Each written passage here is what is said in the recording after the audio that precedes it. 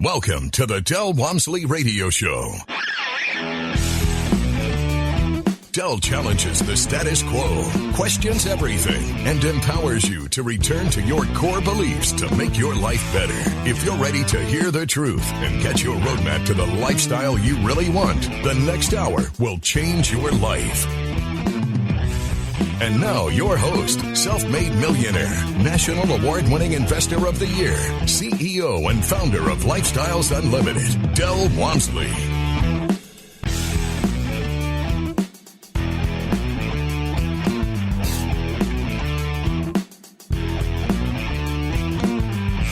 Welcome to Del Walmsley Radio Show, where the hype ends and the help begins. I'm your host, Del Walmsley, and as always, we're working on your financial freedom. Today, what I want to start with here is, before we get to all the emails, and I'm going to try to catch up on some of the emails today, but first, somebody sent me an article that I think is rather interesting. And when I first started reading the article, I was at first a little put off by it because I thought it was just going to be another one of those articles that talks about the fact that people are not going to be able to retire, they can't afford to, there's not enough money to retire, and they're going to have to work for the next 20, 30, 40 years of their lives, et cetera, et cetera. And that was my first impression of the article. However, I think that many times in life, this is a perfect example. I caught myself doing what I catch other people doing. You're reading into the material, the outcome you would like to have come from the material. But I have to say, as I got further into the article, I actually found some of this stuff interesting and probably pretty poignant. And so I'm going to share it with you today, and we'll breeze through this, and then we'll get on to our emails. This article is called Don't Retire, Instead Rewire. And it starts like this. There's nearly 77 million baby boomers in this country, and these folks are reaching retirement age at a rate of anywhere from 8 to 10,000 per day. Man, that seems like a lot. A trend expected to continue for at least the next decade. So that begs the question, what are these folks going to do? First of all, it's just the sheer numbers is frightening. You know, what do we do with all these people that have been working and paying Social Security to support the Social Security people, and now they're not going to be working anymore, and they're going to be sucking down on Social Security? It's going to be quite a financial drain from the system. But that's not where the article really went. I mean, that's where I thought they were going, and that's, not that there's anything wrong with that, but it's just old hat. We've heard it before. But here's where it went differently. Now, there's a guy named Dr. Woody, which to me is a joke. I mean, it's Dr. Woody Woodpecker, who is interviewing some other guy named Michael Bibiona. But he goes on and says, what's the greatest concern retiring boomers should be aware of? Bianova says, I don't think many people realize that they may live 30 to 40 years after leaving the workforce. The amount of money required to sustain a comfortable lifestyle is staggering. Some people are not prepared financially or mentally to retire. So there is the basic statement, right, of the premise of the article. Now I'll skip through about 3 or 4 or 5 major paragraphs of all the garbage about people just aren't going to be able to afford to do it. And then it comes down to the part that I thought was interesting and actually impactful. It says, what are some of the psychological impacts of retiring too early? And I like that word too, T-O-O, early. Too early for what? What is too early? I retired at 34 years of age. Did I retire too early? I don't think so. Do you think a guy that retires at 50 thinks he's retiring too early? I don't think so. But now they're trying to say that retiring at 65 is too early. Goes on and says, get this, boredom is the main problem that people have to deal with if they don't plan ahead and build bridges to what they would like to do during the last phase of their lives. The word retired is currently being replaced by the word rewired.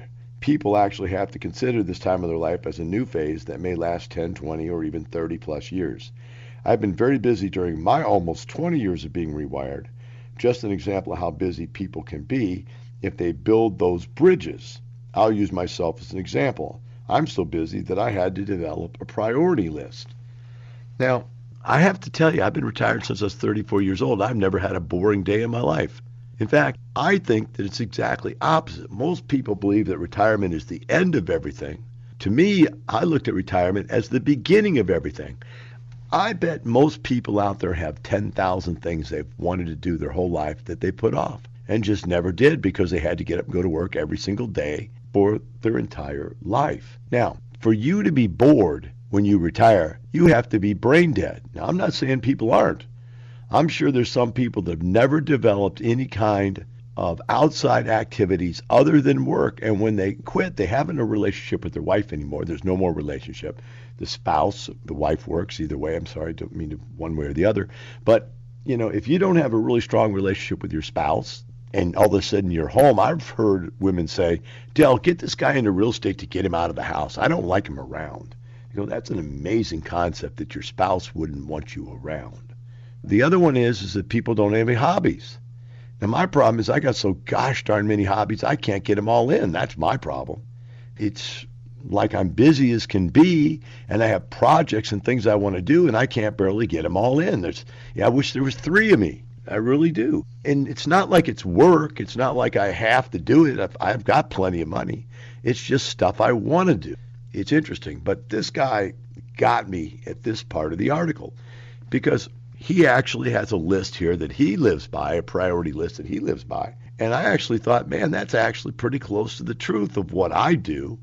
And thinking, wow, I wonder if everybody lives that way once they retire. So let's go over this list real quick here and see if any of this makes sense. The first thing he says is exercise at least 3 times a week. Absolutely. What good is life if you don't have physical fitness? If you don't have health? Now, don't get me wrong. I'm falling apart at the joints. I have too high a blood sugar. I have too high a cholesterol and too low of the things I should have. Everything in my body is either too high or too low. And there's just nothing you can do about that. That's aging. You take medications, you try to exercise, eat healthy, keep your body weight down is an important one. And yeah, you try to live as healthy as you can. But the bottom line is, if you don't have energy, if you don't have health, then man, what good is it to be retired? You might as well be sitting at a cubicle because there's really nothing worth living for. There really isn't. I recommend all of you get started on some type of a fitness program right now, whether it be walking or jogging or going to the gym and riding the bike in the air-conditioned building, which I prefer over being outside in 110-degree heat. Lifting weights, little resistance exercise is good for the bones, keeps your bones strong so you don't get that hooped over, humped over look you see so many seniors have. You need something. You need some fitness, right? And of course, eating healthy it's not a diet. That's the wrong way to look at it. It's how you eat. What do you eat? I eat, 70% of the time, the same really healthy foods. But then 30% of the time, I eat whatever I want. And I drink on a regular basis. I mean, if it's not every night, it's every other night. And so, I'm not going to cut out my glass of wine. And I'm not going to cut out a few nice things in life that taste great because you're only going to live once anyway. But on the other hand, I'm not going to eat to be an obese slob to where I'm dying because I'm obese. Want to learn more about Lifestyles Unlimited and the Real Estate Education and Mentoring Program? Call us at 866-945-6565. That's 866-945-6565. Or go to lifestylesunlimited.com to register for our free workshop. You're listening to the Del Walmsley Radio Show. Del will be right back with more life-changing principles in just a few minutes. Welcome back. Now here's some more unconventional wisdom to set you free from the man on a mission to retire America, one person at a time, Del Walmsley.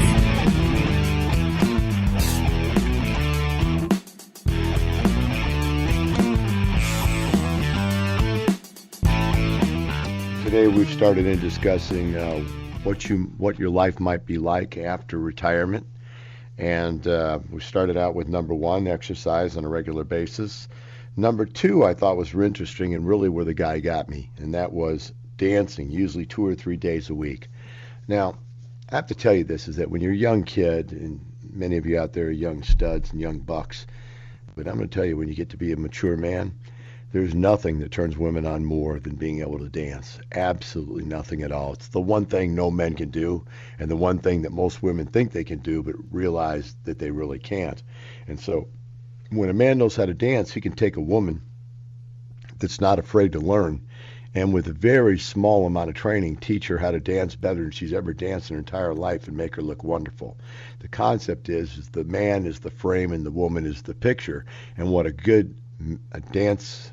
male dancer can do is really make a woman look incredible out there on the dance floor.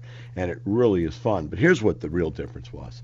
In my life, when I was younger, before I learned to dance, I found that most contacts with women was confrontational or aggressively oriented towards some goal.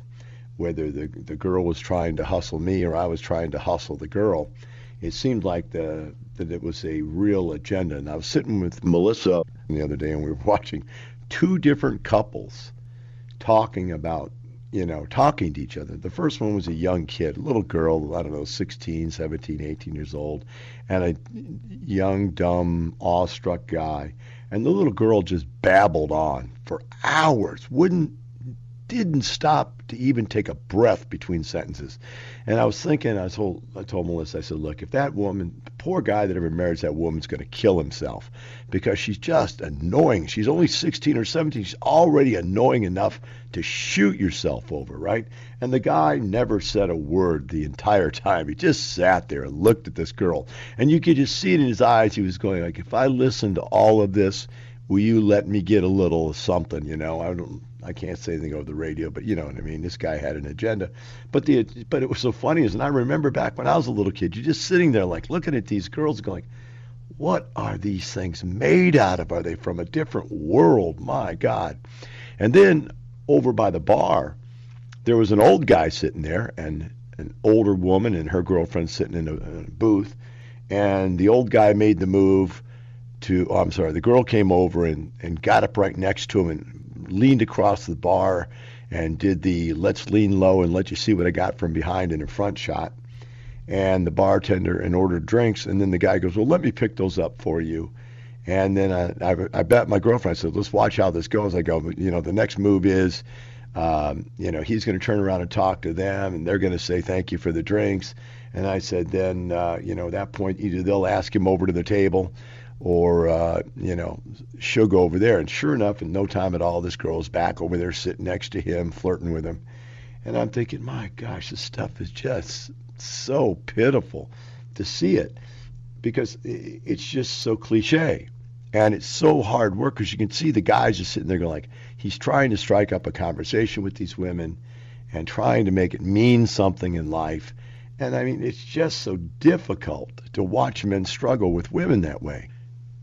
Well, once you learn to dance, all that goes away because now you have something that you both enjoy, that you can excel at together, that you can conversate about, that you can go places together to do things, to have events, to meet with other people. There's other groups of people that like to dance. And all of a sudden, when you go out into public, you're not going out there like a lecherous old man just trying to hit on women. And you don't have to drink your way into a conversation. You literally are going to get exercise and fitness and feel good. The endorphins from dancing are unbelievable. And man, it's the greatest thing in the whole world. So I'm saying if you could pick up dancing, go somewhere, take some dance classes. They're inexpensive. But if you could pick up dancing in your life, I guarantee you it will add a tremendous amount to your rewired life later on. I think it's the greatest thing in the whole world to be doing. Number 3, he talks about boating, summer boating. And I don't boat. To me, a boat is like it's a hole in the water you pour money into. And I love the boat. I think it's the greatest thing in the world if you got friends that have boats, but I would never own a boat. Buying it is the first cost and nowhere near the last or even the highest cost of having a boat. You've got to ship that thing. You've got to either got a small boat that you have to take there and you have to store it and you have to load it up and you put it in the water. And by the time you've done all that, you're exhausted. Or you got a big boat, which means you have to get it out of dock, fill it up with food and groceries, then get it out of the dock and take it out. It costs $gazillion for gasoline on these big things. And then you go out for an hour or 2 or 3 or 4, get sunburnt, eat, drink. It's just an excuse to get drunk. and then you got to come in and dock it. Then you got to get rid of all your potty water. Then you got to clean your thing off, because if you don't clean your boat, the salt will just destroy it. Then you've got to tie it up and you get all your crap out, load it back in your car and drive somewhere else. To me, that's just too much work. It's just not worth it. If I have a friend that's got a boat and they say, hey, Del, come on down, and I just get out, drive, I'd be happy to pay for the gas just to not have to deal with the boat type situation. But this guy says boat. So what do I like?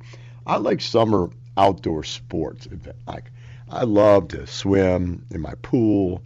I love to hike, be out in the open air, travel to places where you can get out and look at things and walk around.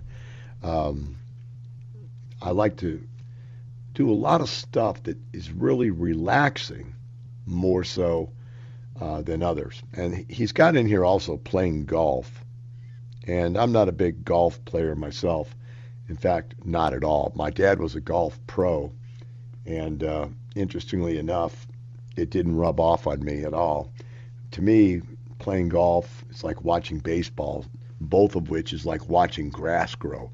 But I think the concept, though, is good, because what he's saying is you need to have some hobbies, is what it comes down to. And something that just relaxes you and something you can go do with your friends. And I think that's an important thing, whether it be golf or be tennis. I like tennis, a lot more activity, more action to it. Sports, if you're going to be on a softball team or something like that, something that you like to do is important.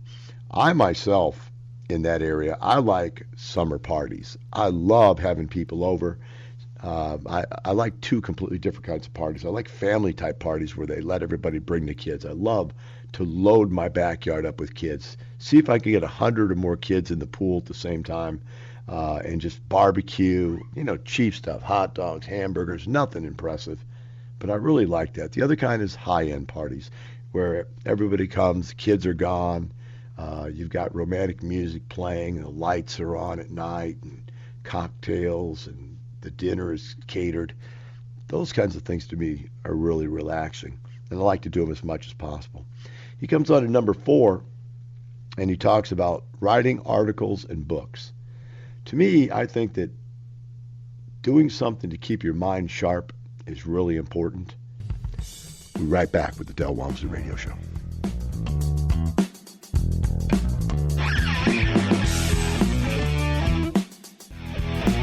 You're listening to the Del Walmsley Radio Show. Del will be right back with more life-changing principles in just a few minutes. Welcome back. Now here's some more unconventional wisdom to set you free from the man on a mission to retire America, one person at a time, Del Walmsley. Call us at 866-945-6565. That's 866-945-6565. Today we're discussing those things which you might be spending the rest of your life doing if you were lucky enough to be able to figure out how to retire financially. We got done, the last one was writing articles and books. This gentleman says he does. I think it's more along the lines of two things. One is intellectual stimulation. And I think that if you don't pick up the habit of continually trying to stimulate yourself intellectually, you're going to fall apart. You're going to lose it. And maybe that's why, some of the Alzheimer's stuff comes around, maybe not. Probably a bad thought. But the bottom line is, if you don't keep it sharp, I try to play games every day of some type where I'm using my mind to think through puzzles and games and challenges, along with do radio shows, which keeps me on my toes, and seminars, which keeps me on my toes. The next thing is traveling. I have to say that traveling is an incredible thing. I've read before places that research has shown that stuff that people buy means nothing to them. It loses its luster very quickly. But stuff that people see and experience stays with them for their life. I have to tell you that I found that to be very true.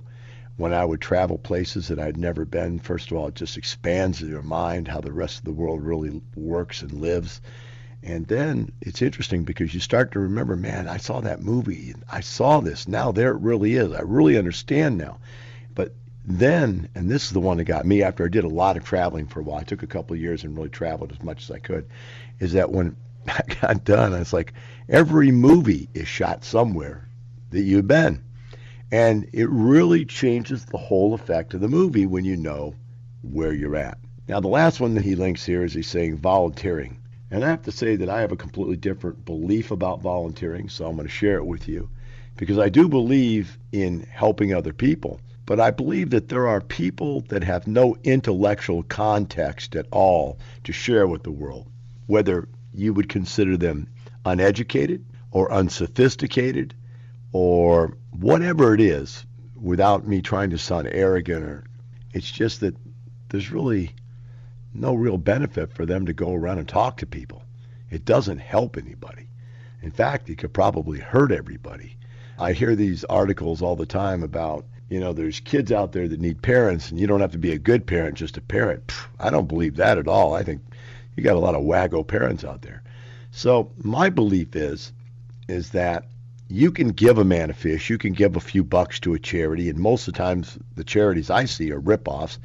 You look at the Bill and Hillary Clinton charity, and that's the most commonly known multi-mega million-dollar ripoff charity there was in the world, political contributions, whatnot.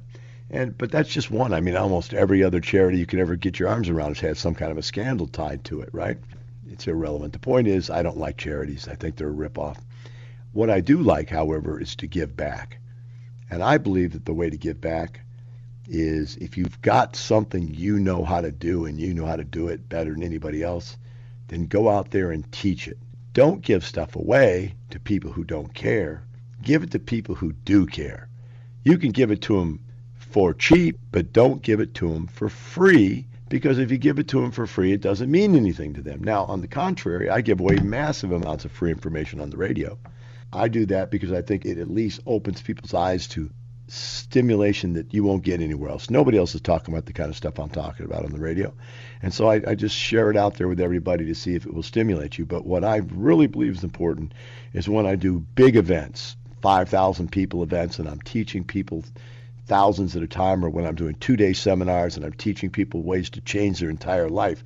These are the kinds of things I think that are a give back to society that will give you something to live for. I know I sink my teeth into it. This is one of the reasons that I have to stay alive in this world, is I have set the goal of saving as many people from the lies and misrepresentations that have been given to you from college, from parents, from financial planners, from TV gurus, radios, junkheads, whatever. I want to share with you what's really true about how to become financially free, and as much as I can. Now, having said that, there's one more paragraph in this that I think has some interesting points in it, and then we'll move on. It says, according to the guy that runs AARP, of the 76 million people above 50 and nearing retirement, about half have interest in entrepreneurship. The U.S. Small Business Administration and the American Association of Retired Persons are involved in helping retirees into encore careers as business owners. Getting rewired after leaving the workforce seems to be a trend. As I mentioned in my book, Rewired, Beware, AARP has an online application called Life Reimagined that helps future retirees explore possible encore career opportunities. So why is that important? Because if you'd have listened yesterday, we had a guy who was in his 60s that just picked up real estate investing. Another guy called in his 60s, asked, was it something he thought he could do? And he said yes. And the bottom line is, I retired 2.5 years after I started investing in real estate. Okay? This gentleman yesterday, it was 2.5 to 3 years, and he had created for himself almost $20,000 worth of passive income. So if you're going to live another 10, 20, 30, or 40 years, having this passive income as your secondary career, which allows you to have the free time to do what you want, when you want, with whomever you want, wherever you want, and still have the income to be able to do that. Because let's face it, having the free time without the money to spend is not all that enticing. Having money to spend with no free time is useless. So I think it's a situation where that second career as an owner of something, where you can actually control your life, is probably a great idea. And I'm trying to get out there and get that message across to everybody. All right, we'll start with an email. It says, is there a set eviction process to follow? I may need to evict a tenant due to continued late payments. He's now unpaid for May and late on June. Okay, first of all, you should have evicted last month. And this is what typical landlords do. They let them get away with not paying. Okay, here's what the way it works. Your tenant needs to pay by the first of the month. By the third, they're late. And if they've gone up to the third of the month, you now give them a notice, a 3-day notice. All right. Now, by the way, these are Texas laws. I got to paraphrase that since this is a national show. But you give them a 3-day notice that says, get out or pay me within 3 days. If they don't get out or pay you within 3 days, you go down to the courthouse and you file eviction, which costs $135, and they will get them into court within 10 days, and then they will lose because there's no argument for non-payment. You can't get out of it in Texas. If you haven't paid your rent, you got to leave. Okay? You can't argue that I'm sick, I'm old, I've got, I lost my job. None of that's relevant in Texas. If you don't pay, you don't stay in Texas. So they'll lose, and when they lose, the court will give them 7 days to get out. If they're not out within 7 days, you come back and you file your writ of possession, and a constable will go down there and give them 24 hours to get out, or they will take them out by gunpoint, throw their crap on the street, and if they don't have a place to live and they have kids, they'll take their kids away from them and put them in child protective services. But the bottom line is, you have to understand this. In Texas, and I'm sure that in other states that have people that have any kind of logic, is if you don't pay for something, you can't continue to use it. So whatever states out there that have laws where you can't get your tenants out, then you don't want to do real estate there. In fact, you don't even want to live there. You need to get out of there and come here, man, where the real world is. But the bottom line is that here, if a tenant doesn't pay you in 3 days, you're going to evict them, right? So never should someone ever end up owing you more than 1 month's rent. Now, since we take anywhere from 1 to 2 to 3 months worth of rent amount as a security deposit, an amount equal to 1, 2, or 3 times the rent, one person, for a perfect person, we take an amount equal to 1 month rent. For a pink person, we take an amount equal to 2 months rent. And for a purple Martian, we take an amount equal to 3 months rent. Or we just don't rent to them, one of the two. And because of this, and because we can evict people immediately, we don't ever lose. We don't ever lose. The only way you could ever lose is if your tenant tears up your place. And again, did you screen your tenant? Because people that don't tear up places don't tear them up, and people that do tear them up always tear them up. So screening your tenants is very, very important. But as far as eviction goes, it's a very simple process to do. And like I said in Texas, there's no defense for non-payment of rent. We'll be right back with the Del Walmsley Radio Show. You're listening to the Del Walmsley Radio Show. Del will be right back with more life-changing principles in just a few minutes. Welcome back. Now here's some more unconventional wisdom to set you free from the man on a mission to retire America, one person at a time, Del Walmsley. Call us at 866-945-6565. That's 866-945-6565. We do have a live call here from Tim in Fate, Texas. I've never heard of Fate. Tim, where's that at? It's outside of Rockwall. I don't know where Rockwall is 25 either. miles out of Dallas. Okay, I got you. You know, that's kind of like the old country explanation of you just go on down there to Mrs. Jones' mailbox, take a left, and go on down to the big tree. Take another right. That's about right. Go ahead. How can I help you out? Let me tell you, I have been a member of Lifestyle for a little while, and I'm in the process of transitioning. I'm thinking about transitioning to apartments. I currently have 7 properties. My net probably right now is about $39,000 a year for my houses. I have probably $300,000 in equity, and so that's kind of where I'm at. But I'm kind of just a little peon. I've been working my job for 25 years, and anyway, my income is less than $100,000. But I'm in the process of selling a property to be able to get into apartments and pay the entry fee. And anyway, I want to learn that business and kind of need someone to push me off the edge. Well, what's your question? Am I doing the right thing? It's scary. I'm selling a house that I'm making almost $600 a month off of to be able to learn the apartment business. It's just scary. It's just I'm just nervous as I can be. Like buying the first house. Yeah, so let's see here. You've got $39,000 a year coming in from $300,000 worth of equity right now? Well, I mean, that's from what I've got in it myself, about $145,000. As far as equity I picked up, and right. In other words, what the houses are worth versus what I owe on them is about $300,000. Okay, so that's about a 13% return. That's really good. Now let's go one step further. When you sell this house, how much money are you going to come up with from it? 40-ish. 42, Okay. 43, around there somewhere. I owe 85. I'm going to get 140, somewhere around there. Well, I don't think it's worth it, to be honest with you. At this point, do you have any other money to invest? I probably got another 15, 20,000. But I just kind of want to get in and start learning the business, and then, be saving in the meantime, But I was trying to figure out if that was the right thing to do, or I need to get. I don't think it is. I don't think it is, my friend. I think that you've done very well to come up with $39,000 a year in passive income, especially since you're saying you earn less than 100. So if I don't know how much less than 100, but let's say you earned 100, that means you're only taking home 60. So you're not that far away from being able to buy yourself out of a job.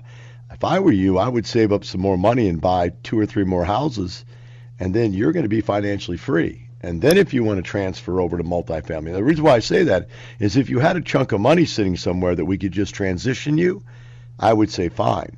But if all you're going to end up with is $40,000, that's not going to be enough to go buy an apartment complex. So you've lost that $600 a month that you were making from that house for naught. I don't think it's a good move for you. Okay, that's what I needed to hear. I appreciate your time. All right, Tim. Good luck, man. All right, 866-945-6565. Now from California is Larry. Larry, how can we help you today? I want to say thank you, and I enjoy your show. And I guess my question, I like to sign up and do your show, but my father keeps saying, if you're so successful in real estate, why would you do something lesser like teaching? Why wouldn't someone just continue in real estate to the point, bigger than a Donald Trump, or, to the point they own the whole country and they wouldn't have to work so hard to sell themselves? And then the other thing is, usually if someone's successful in something, they wouldn't switch over and just start teaching. But maybe I'm wrong. Anyways, it'd be nice to get clarification. All right. Well, it's not that you're wrong. It's you're saying this is what your dad's saying. Your dad's a wise man. I actually have the same kind of attitude about everybody in the world. I'm always skeptical about whatever they do and why they do it and so forth. So let me ask you a question, Larry. How much money a year does a guy need to make before he doesn't need to try to work any harder? And, is it really, really important to be the best guy in the entire world at something that you don't really care about? I don't care about real estate investing. I've done it. I've made tens on tens of millions of dollars at it.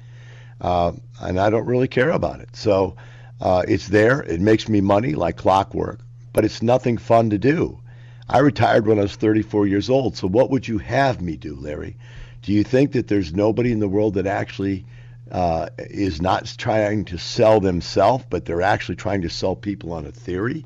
I'm trying to sell people on a theory that you should go do this, Larry, that you should use real estate to buy back your life. But if you listen to my show long enough, you're going to see that I don't think you should go out there and make this your sole goal in life. It's just a way to put together passive streams of income so you don't have to be a workaholic like your dad wants you to be, like he's trying to tell you that everybody wants to be. Not everybody wants to be an arrogant son of a blank and rich guy like Donald Trump. That's not what everybody's goal in life is.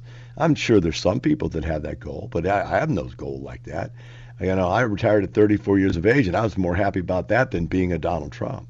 The reason I'm on the radio is because it allows me to get to people and share with them. Now, why do I like being a teacher? I like being a teacher because of the adulation that it gives me. When I help people change their lives, man, they fall in love. They become very, very close to me.